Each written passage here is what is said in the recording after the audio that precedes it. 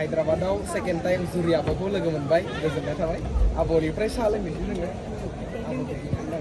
खुलुमबाय रायजो राजा नोंथांमोन बोरै मोनखो आब' हायद्राबादाव फैनानै हायद्राबादाव फैनानैथ' मोजांखौनो मोनदों ओमफ्राय मोसाखावरि जानानै मा जानानै मेथाइ खनगिरि जानानै आं दा निउ एक्सपिरियेन्स स्टल होदों आङो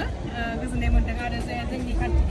हायद्राबादाव फैनानै जोंनि आंगो बर'फोरखौ लोगो मोनफैबाय बिराद गोजोननाय मोनदों आरो आब'निसिम गोजोननाय थाबाय जोंखौ साहा लोंहोनायनि थाखाय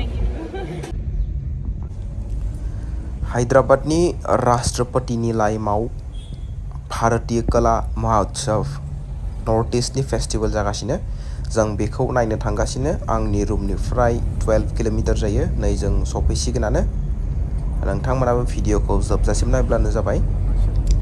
बेवहाय बयबो गावबा गावनि ट्रेडिशनेल डान्स गाननाय जोमनाय बेफोरखौ दिन्थिगासिनो जेरै मणिपुर अरुणाचल नागालेण्ड मिज'राम त्रिपुरा मेघालय सिक्किम आसाम गावबा गावनि ट्रेडिशन बा आइजें गाननाय जोमनाय मोसानाय बेफोरखौ खोन्थिगासिनो बिसोरो नोंथांमोननो आं बे भिडिअनि गेजेरजों गासैखौबो खोन्थैनो नाजागोन नोंथांमोना भिडिअखौ जोबजासिम नायब्लानो जाबाय नै सफैबाय जों जायगासिम Hey guys सफैबाय जों राष्ट्रीय निलायमआव हायद्राबादाव नायनो थाखाय बेनिफ्राय दा जोङो बहुत मानसि फैदो आरो नायनो थाखाय ओमफ्राय जोंबो हाबबोबाय भितोराव आरो जोंनि लोगोफोर फैनो लागा दङ आदामोन फैनो लागा दङ ओमफ्राय जोङो फैग्रोबाय जोंनिया खाथियावनो थायोमोन नालाय जों बिथांमोनखौ नेनोसै हेलौ आंनि नायगिरिफोर दिनै जों हायद्राबादाव राष्ट्रीय निलायमआव जों भारतीय कला महोत्सव माने नर्थ इस्टनि फेस्टिभेल जादों बेखौ जोङो नायनो फैदों आरो आंजों लोगोसे गुबुनफोरबो दङ आदामोना फैगासिनो लामायाव दं बिसोरखौ जों लोगो हमनानै बयबो जयै थांलायनोसै गोजोन्थों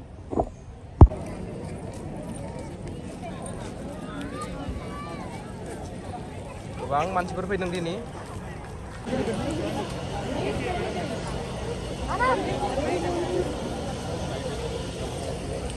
आं मैया फैनायाव माने मानसिफोरा एसे खममोन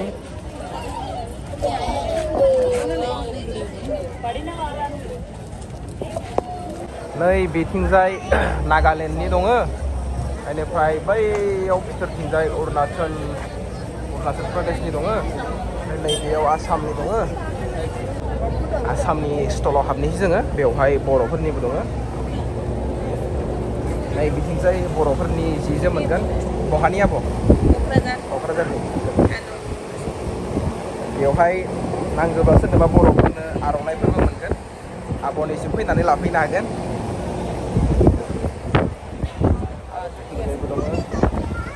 पुरा आसामनि ट्रेडिसनेल बेफोरो बहानि मादैया क'क्राझारनि नोंसोरलाय जों बाक्सानि सोरबाफोर हायद्राबादनिफ्राय नायदोंब्ला भिडिअखौ लांफैनो हागोन बेयाव दख'ना सख'ना सब मोनजोबगोन আজি মানে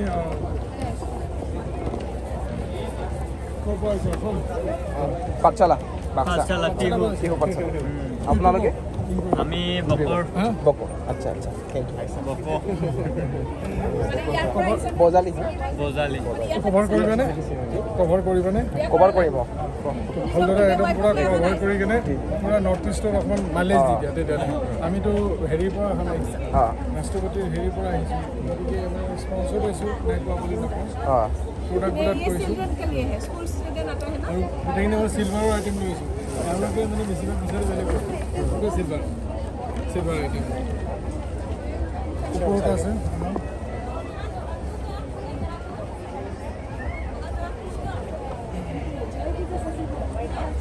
थैंक यू बिहु फालिफोर नांगौबा नै बेनिफ्राय लाफैनो हागोन सोरबाफोर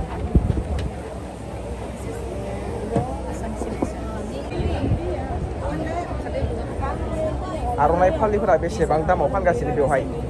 नैबेयो 500 थाखा कटननि बेयो आच्छा नैबे 500 थाखा नैबेया 300 आखाइजों दाजोबनाय गासिबो बे 300 बे कटन सोरबाफोर हायद्राबादनिफ्राय नायदोंब्ला लांफैनो हागोन 6 तारिखहालागै दङ नैबे इन्दिनि आर'नाइ बेहा 1000 औ मानोना हायद्राबादफोराव जोंनियाव आर'नाइ फालि मोननो जोबोद गोब्राब जायो मानोना बे बड'लेण्डनि ट्रेडिसनेल नालाय सोरबाफोर हायद्राबादनिफ्राय नायगासिनोबा 6 तारिखहालागि लांफैनो हागोन नैबे 500 ओमफ्राय नैबे 1000 क्वालिटि नायनानै बहानि मादैया क'क्राझारनि क'क्राझारनि औ गोजोन्थों नै गामसाफोरबो मोनगोन गामसा नांगौब्ला आरो कट दङ आर'नाइ सब मोनजोबगोन नांगौब्ला बर'फोरनि थाखाय स्पेसियलि बे भिडिअआ नै बिथिंजाय मणिपुरनि दङ आरो बै सिगांथिंजाय मेघालयनि दङ आं मानोना बेयाव भितोराव भिडिअ लानो गोसो गैला मानोना भिडिअआ जोबोद गोलाव जागोन बेनिखायनो बायजोनिफ्रायनो एसे दिन्थिना होबाय आं बेवहाय नायनो हागोन मणिपुरनि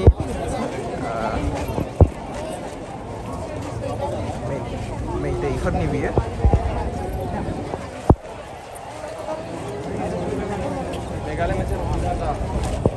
मेघालयनि नै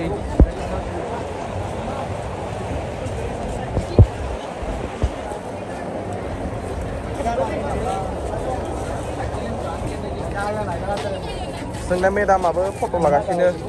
मेघालयनिसो जाबाय बड'लेण्डनि नंला मिज'रामनि नैबे स्टला नैबे बेहाय मिज'रामनि दङ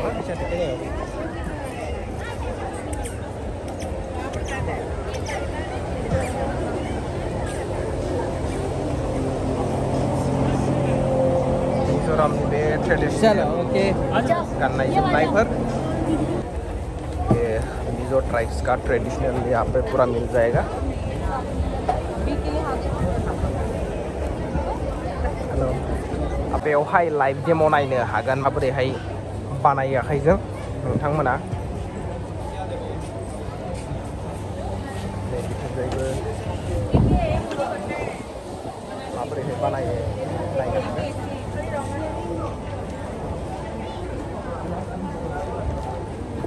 बे सिक्किमनि जानो हागौ आंनि हिसाबाव फंबाया आखिगासिनो बानायगासिनो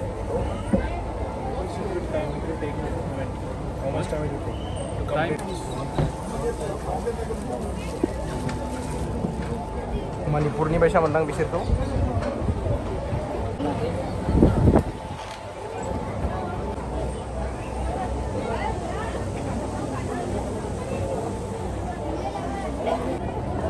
बहानि मारैमोना क'क्राझारनि जों क'क्राझारनिबो दङ बाक्सानिबो दङ लगायबाथाय चिरांनिबो दं नै जोंनि बड'लेण्डनि जारौमोनखौ नायनो हागोन गोबाङानो तेलेंगानानिफ्राय बेवहाय फट' शुट खालामगासिनो बिसोरजों जोंनि बड'लेण्डनि बे दख'नाखौ बिसोर नुफेरा नालाय गोबाङानो माने मा हारिनि बे होननानै सोंगासिनो आरो नै बेयावनो हायद्राबादाव फार्स्ट टाइम जोंनि भारत हादरा उदांस्रि जानाय समाव फार्स्ट टाइम बेवहायनो इन्डियानि फ्लेगखौ बिरहोनाय जादोंमोन जोंनि आदामोना बड'लेण्डनिफ्राय सफैबाय बिथांमोनखौ वेलकाम खालामनि आङो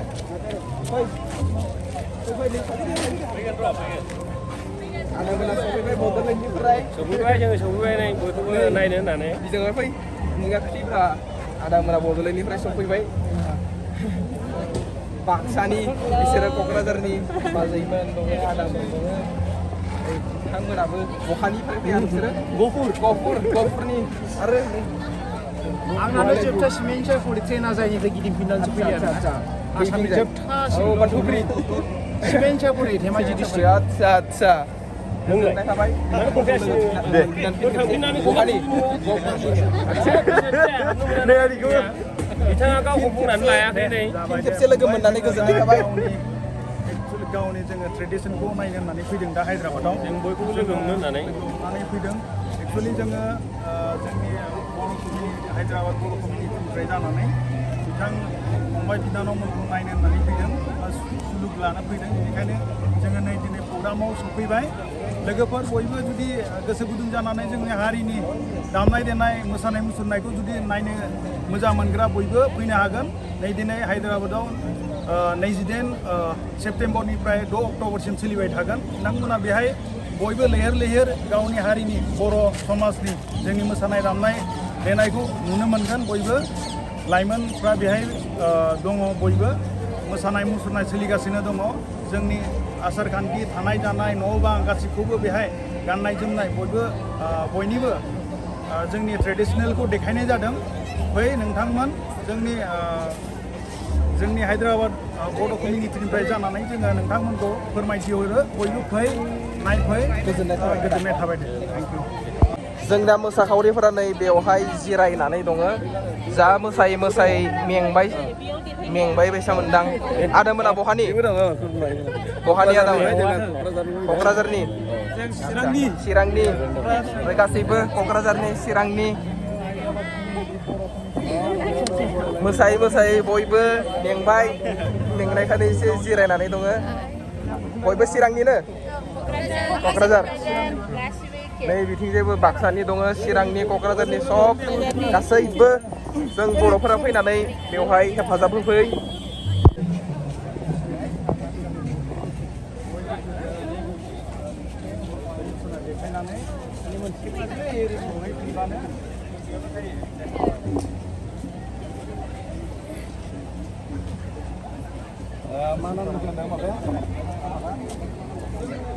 जिरायनोसै ब्रा फैदो दामफोर लानानै फैदो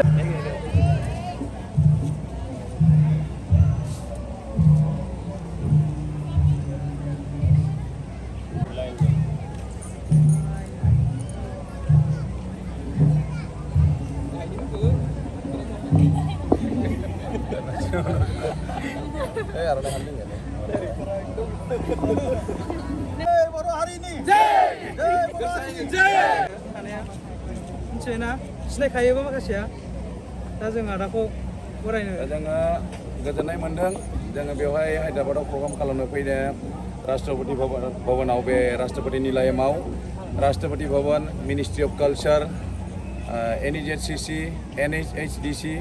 आरो मिनिस्ट्रि अफ डनारनि दारै बानजायजानाय भारतीय कला महोत्सवआव जोङो बाहागो लानो फैदों नर्थ इस्टार्न कालचार सेन्टारनि जानानै बर' हारिमु दिन्थिफुंनो थाखाय आरो बे हाबाफारियाव जोङो बाहागो लानायाव जोंनि हजोंनिफ्रायनो गोबां बर'फोरा बेयाव दंफैयो बिथांमोना जोंखौ दिनै लोगो हमनो फैनायखाय जों बिराद गोजोननाय मोनदों आरो जयैनो फैनायखाय जों ओरैबायदि गोजोननाय मोनसिनबावदों जाहाथे बयबो गोजानाव फैनाय लोगो लोगो मोजाङै मिलायलायनानै थानांगौ बयबो एसे खौसेथि जानानै थानांगौ बेनिखायनो जाय गोजामसिन आरो बिथांखौ जोंनिफ्राय लोरगि थियाटार ग्रुपनिफ्राय जोङो बेहाय लोरगि थियाटारखौ क'क्राझारनिफ्राय फैदों बेहाय क'क्राझारनि दङ चिरांनि दङ दा ज' जानानै जों गासै 12सा आर्टिस्ट फैदों आरो लोगोसे मोनसे खाफालाव जोंहा बे मेन प्रग्रामनि करिय'ग्राफारफ्राबो जोंना एसिस्टेन्ट करिय'ग्राफारफ्रा बर' गोजायानो आरो बे बर' दङ बिथांमोनाबो आरो माखासे बर'फोर जोंहा स्टलाव दंबावो आं आदाखौ जोङो लोरगि थियाटार ग्रुपनिफ्राय जों बरायबाय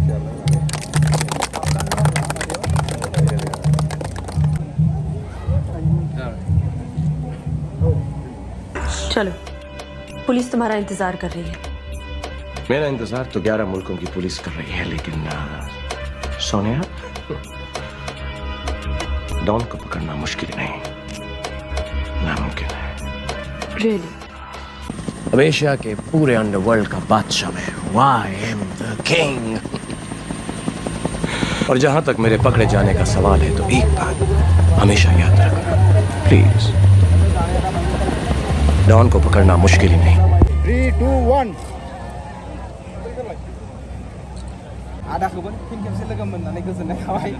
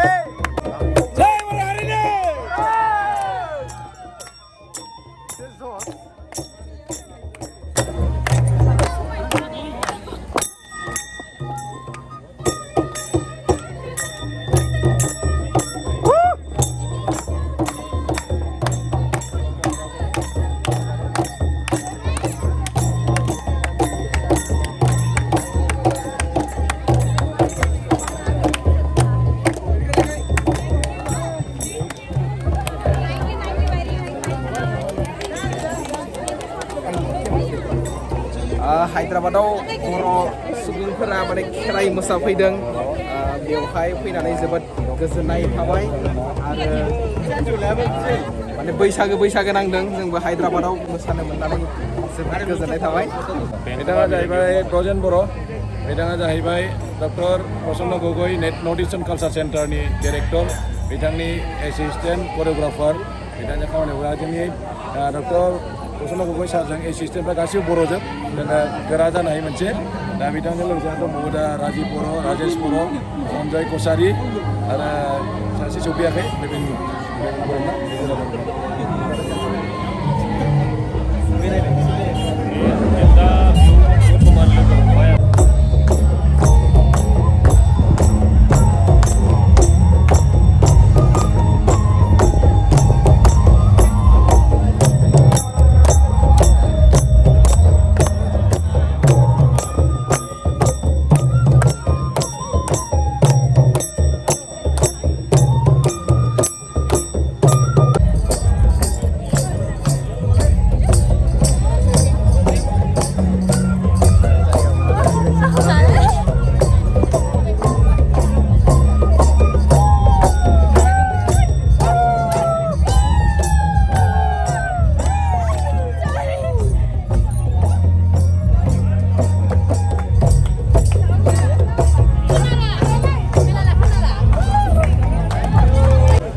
जों थांगासिनो दा आसामनि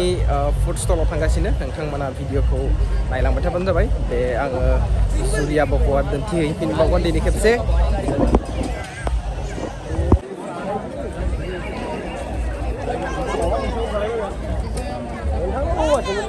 फुड कर्ट बेवहाय जानाय लोंनायफोर मोनगोन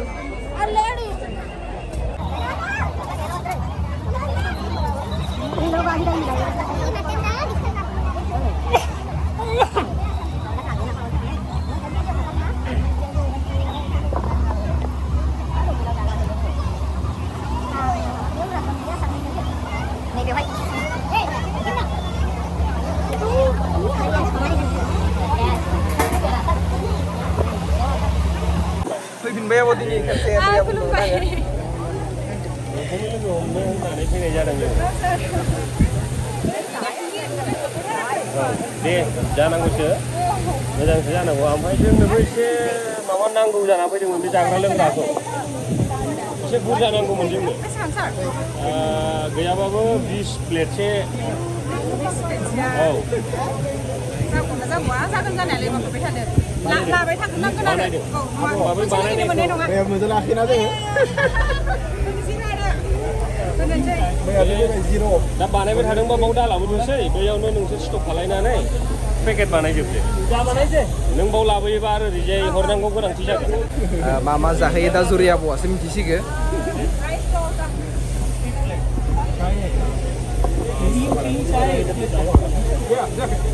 निफ्राय सफैदों नै आदामोन बाजैमोन गासैबो जोंनि आसामनि फुड स्टलाव दंफैयो बिसोरो